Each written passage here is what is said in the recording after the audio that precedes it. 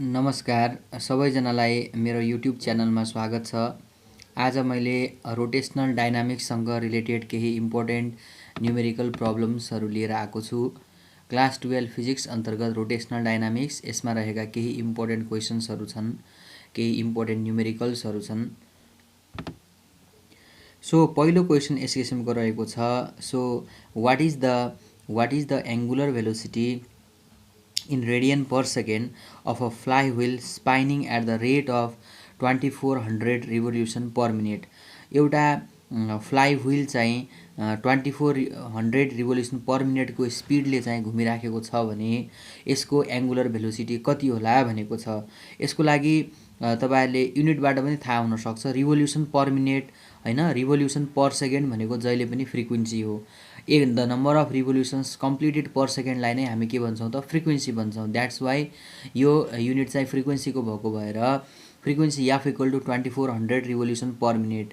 अब revolution per minute भन्नाले चाहिँ एसआई युनिट होइन नि त। त्यसलाई एसआई युनिटमा कन्भर्ट गर्नको लागि 2400 अब पर मिनेट छ, मिनेटलाई यतापट्टि 60 ले डिभाइड गर्ने, जसबाट 40 रिभोल्युसन पर सेकेन्ड भनेर आयो। अब एङ्गुलर भेलोसिटीको फर्मुला त 2 पाई एफ हो, omega is equal to 2 pi F हो। त्यसो हुँदाखेरि 2 पाईको भ्यालु 3.14 र एफको भ्यालु 40 राख्दाखेरि 251.2 रेडियन पर सेकेन्ड भनेर आउँछ। Okay, so let us move to another question and that is this is like this. यो यस किसिमको प्रकारको रहेको छ। A flywheel accelerates uniformly from rest to an angular velocity of 240 revolution per minute in 10 second भनेको छ। एउटा flywheel चाहिँ इनिसियली रेस्टमा छ, that's why omega naught is equal to 0 भन्न पाइयो। अब रेस्टबाट यसको एङ्गुलर भेलोसिटी भन्नलाई यसले एङ्गुलर भेलोसिटी भने तापनि यसको युनिट चाहिँ रिभोल्युसन पर मिनेटमा छ र revolution per minute revolution per second भने त फ्रिक्वेन्सी हो। त्यसो भएको हुनाले frequency is equal to 240 revolution per minute. यसलाई चाहिँ 60 ले डिभाइड गर्दाखेरि, किनभने पर मिनेटमा छ, यसलाई पर सेकेन्डमा लग्नु पर्यो।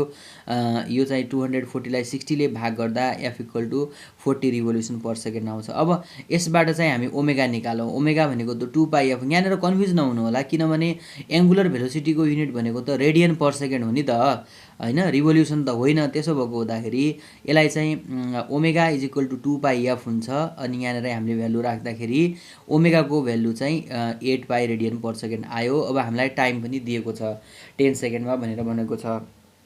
त्यसो हुँदाखेरि अब हामीले फर्मुला युज गरौँ, omega is equal to omega not plus alpha into T भनेर। सो यसबाट अब के आउने भयो त भन्दा alpha is equal to omega minus omega naught divided by D हुने भयो।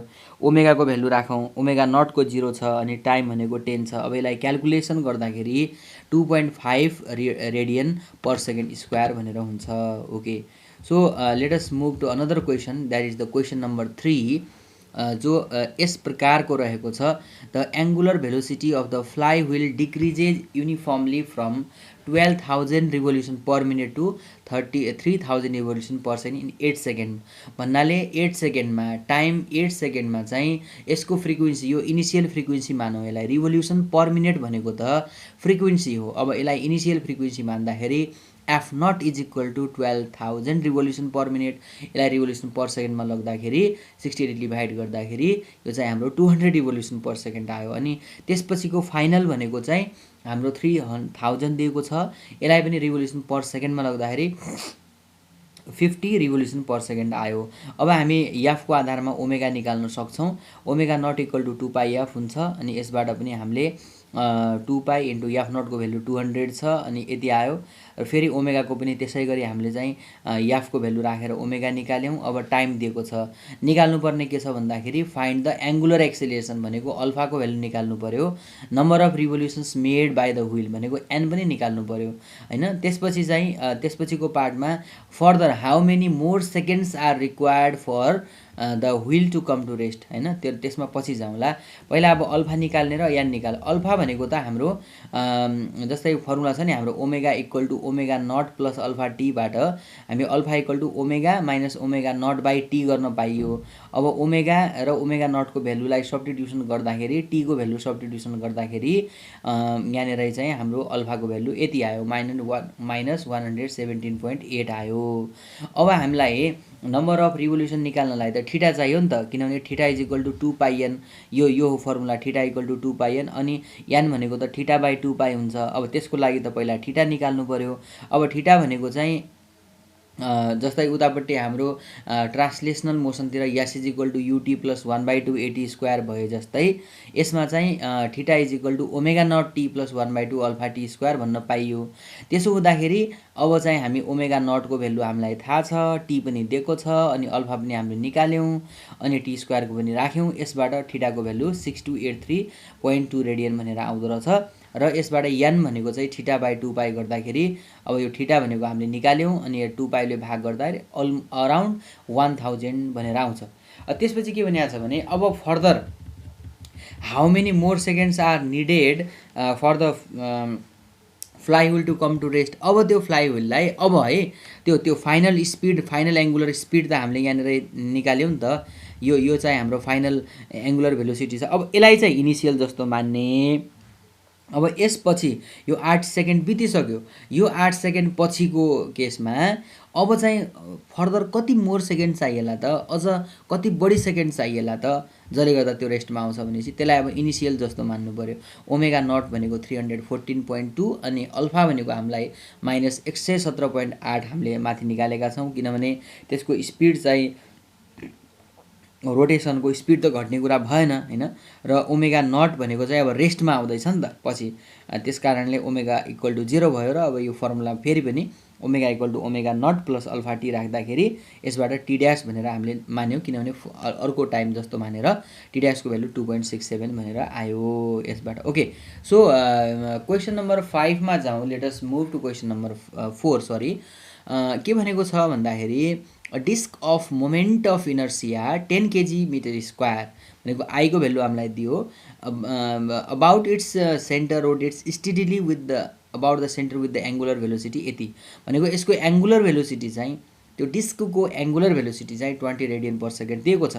सो निकाल्नुपर्ने इट्स रोटेसनल इनर्जी, यसको rotational energy rotational kinetic energy भन्न खोजेको हो, इट्स एङ्गुलर मोमेन्टम हैन। र त्यस पछाडि चाहिँ the number of revolution per second भनेर भनेको छ। अब हामीले के गर्नु पर्यो भन्दा आई हामीलाई दिएको छ, ओमेगा दिएको छ भनेपछि रोटेसनल काइनेटिक इनर्जी भनेको 1/2 आई ओमेगा स्क्वायर हुन्छ। आईको भ्यालु राखौँ, ओमेगाको भ्यालु राखौँ, क्यालकुलेसन गरौँ। एङ्गुलर मोमेन्टम भनेको आई टाइम्स ओमेगा हुन्छ। आई र ओमेगा दिएको छ, मल्टिप्लाई गरौँ। अब हामीलाई के थाहा छ भने number of revolution per second, रिभोल्युसन्स per second निकाल्नु भने त फ्रिक्वेन्सी हो। अब ओमेगा इक्वल टु 2πf को फर्मुला लगाउँ। F is equal to omega by 2π भयो हैन। ओमेगाको भ्यालु हामीलाई थाहा छ 20।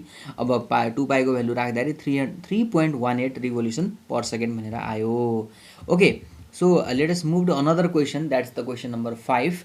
के भनेको छ त क्वेसनले भन्दा a constant torque of 200 newton metre turns a wheel about its centre. Okay, एउटा कुनै व्हिलमा यति टर्क लागेको छ, कन्स्टेन्ट टर्क भनेको 200 न्युटन मिटर लागेको छ। द मोमेन्ट अफ इनर्सिया हामीलाई दिएको छ 100। निकाल्नुपर्ने angular velocity gain in 4 second. 4 सेकेन्डमा त्यसको एङ्गुलर भेलोसिटी कति होला र 20 रिभोल्युसन पछि अब यो 4 सेकेन्डमा पहिला ओमेगा निकाल्नु पर्यो र त्यसपछि चाहिँ kinetic energy gained after 20 रिभोल्युसन्स। Okay, so टाउ हामीलाई दियो अनि त्यस पछाडि आई पनि हामीलाई दिएको छ भनेपछि हामी अल्फा निकालौँ। पहिला टाउ इक्वल टु आई अल्फाको रिलेसनसिपबाट alpha is equal to tau by I हुन्छ र यसबाट 2 रेडियन पर सेकेन्ड स्क्वायर आयो। अब हामीले अल्फा थाहा भइसकेपछि त हैन अब हामीले ओमेगा निकाल्ने हो। अब इनिसियली त त्यो व्हिल रेस्टमा छ, त्यसो भएको हुनाले omega is equal to omega not plus alpha T भन्ने राखौँ। ओमेगा नट भनेको 0, अब अल्फाको भ्यालु चाहिँ हाम्रो 2 छ अनि टाइम भनेको 4, मल्टिप्लाई गरौँ 8 आउँछ। 8 रेडियन पर सेकेन्ड भनेर आयो। अब 20 रिभोल्युसन्स पछि कति त्यसको काइनेटिक इनर्जी होला भनेर निकाल्नको लागि त काइनेटिक इनर्जी निकाल्नलाई त ओमेगा पनि चाहियो। अब पहिला यसको मतलब हामी ओमेगा निकालौँ। ओके, 20 रिभोल्युसन्स पछि ओके 20 रिभोल्युसन इक्वेसन्स पछि उसले कति एङ्गल कभर गर्छ त अथवा उसको एङ्गुलर डिस्प्लेसमेन्ट कति हुन्छ भन्ने कुरा निकाल्दाखेरि हाम्रो थीटा इक्वल टु 2πn हुन्छ फर्मुला हैन।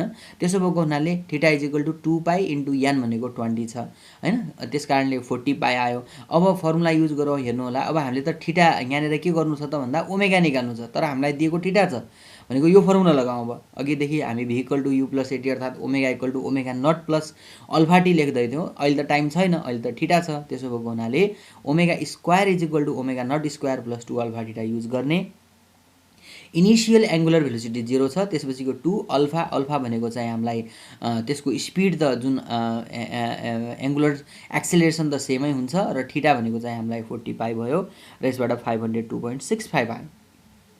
अब ओमेगा भनेको रुट ओभर गरिदिने 22.42 भनेर आयो। अब काइनेटिक इनर्जी निकाल्दाखेरि काइनेटिक इनर्जी भनेको त 1/2 आई ओमेगा स्क्वायर हो। त्यसो हुँदाखेरि 1/2 आई भनेको चाहिँ आईको भ्यालु दिएको छ अनि ओमेगा स्क्वायर भनेको यो पनि दिएको छ। अब यो फर्मुला राख्ने र यसबाट हाम्रो काइनेटिक इनर्जी भनेर आयो। Okay, so let us move to the last question and that's the question number 6। constant torque of 500 Newton meter turns a wheel which has a moment of inertia 20 kg meter square। So एउटा यसमा लागेको torque दिएको छ, moment of inertia दिएको छ। Torque भनेको टाउ हो अनि मोमेन्ट अफ इनर्सिया भनेको आई हो। Find velocity gain in 2 second and kinetic energy gain भनेको टी इक्वल टु 2 सेकेन्ड छ। पहिला अल्फा निकालौँ, टाउ इक्वल टु आई अल्फा छ। अब alpha equal to tau by I हुने भयो। अब टाउको भ्यालु राखौँ अनि यहाँनिर आईको भ्यालु राखौँ, यसबाट 25 आयो। अब ओमेगा निकाल्नको लागि टाइम दिएको हुनाले omega equal to omega not plus alpha T भनेर यो आयो। अनि यसबाट चाहिँ हामी यो अल्फाको भ्यालु राखौँ, टाइमको भ्यालु राखौँ, यति आयो। काइनेटिक इनर्जी भनेको 1/2 आई ओमेगा स्क्वायर हुन्छ। आई र ओमेगाको भ्यालु राख्ने, यति आउँछ है। So okay, so thank you very much for watching my videos. तपाईँहरूको कमेन्ट्स र फिडब्याक प्लिज राख्नुहोला र आगामी भिडियोहरू पनि म राख्दै जानेछु र आफ्नो साथीहरूलाई पनि सब्सक्राइब तथा यो सेयर गर्न हुन पनि आग्रह गर्नुहोला। So thank you very much.